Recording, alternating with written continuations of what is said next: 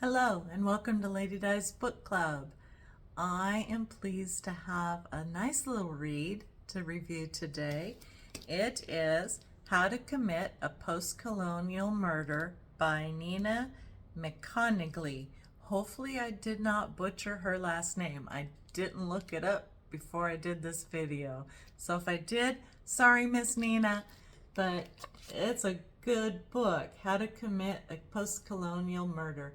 It's a little fun read. It's maybe not fun in the ha-ha comic sense, but it's a fun read. It's a glance into the life of a mixed American and India, like East India, like the people from India family, where the mother is from India and the father is an American that works in the oil fields. And it's about two sisters, Georgie and Agatha. Is it Agatha? I think it's Agatha Krishna. Anyway, I digress.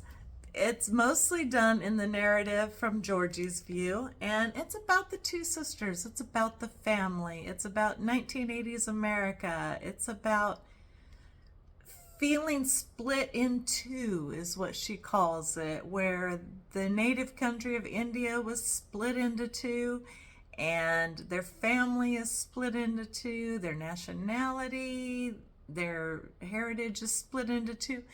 They just feel split. Everything feels split. It's only a little over 200 pages, 202 pages or something like that. Tiny little book, tiny little book. So it's a fast read. And what I really liked about it was the writing. The writing was definitely a concise writing. It was written like it is coming from this prepubescent teenage girl from back in the 80s that's not quite sure of what she's doing, but she's telling things like it is. The writing is not overly descriptive.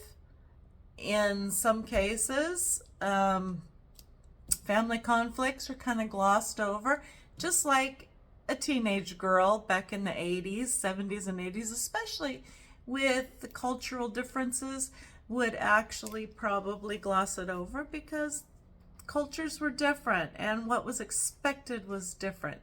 And even back in the 80s, our whole American society was different. I want to read just a little bit to you that actually will spotlight some of the reading on this, if you'll bear with me.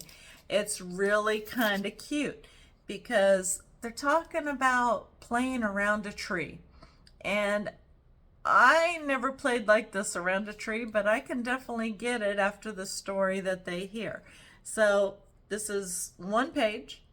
Okay, so I'm going to read you one little page. It says, the biggest cottonwood tree on Kit Carson Drive, the biggest cottonwood we'd ever seen, was in the Benson's yard at the top of the cul-de-sac. Angel Moore, who did not live on our street but seemed always to be at her aunt's house next door to us, told us that years ago, when this was still the CY Ranch, the ranchers hanged Indians from that tree. I'm not sure ultimately if I found the tree scary because of its stature or because it was haunted. Not long before we killed my uncle, hint, hint, hint, postcolonial murder, we started playing hangings on that tree. Over the course of that summer, we hanged my cousin and most of the Mitchell children off a low branch with a clothesline. The Bensons were at work and never knew what we did in their yard every day. Agatha Krishna, the other sister, was always the one to kick the stool out from under whomever's turn it was to die. I think she wanted the practice to see if we had the grit to kill. Already I balked. I hung back while she and Angel paraded whoever's turn it was to our noose. I knew the acrylic yarn Angel took from her aunts wouldn't kill anyone, but I also knew thou shalt not kill, and I didn't want to kill anyone. And yet we played God anyway. That's really good writing. That's really good writing. It takes you there. You can see these kids playing. You can see them kind of practicing in their mind what it's like to kill somebody. I can't get into it. I can't tell you what happened. I can't tell you why the uncle had to die.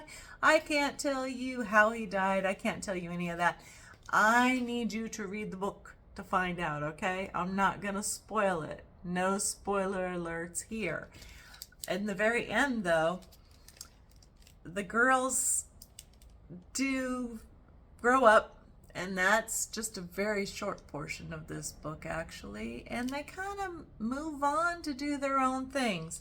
And at the very end, there's this one little tiny paragraph. If you'll bear with me one more time, okay? There's this one tiny little paragraph that sums up the end of this book and kind of sums up what's going on in this book, okay? So I find this really, really, really well written. This one paragraph, especially right here.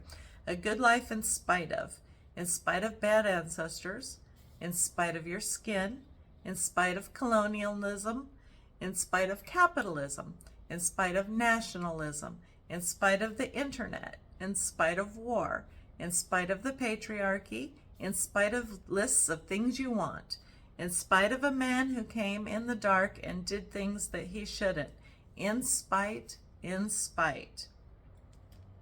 A good life in spite of. It's a cute little book. It's a cute little book. It's an insight into what it's like in the mind of a girl that kind of doesn't belong anywhere. And it was done really, really well. Miss Nina, well done. I appreciated this book. And I hope to read more of yours in the future. I'm going to keep this short today. Since I did all this reading to you, I'm going to keep this short.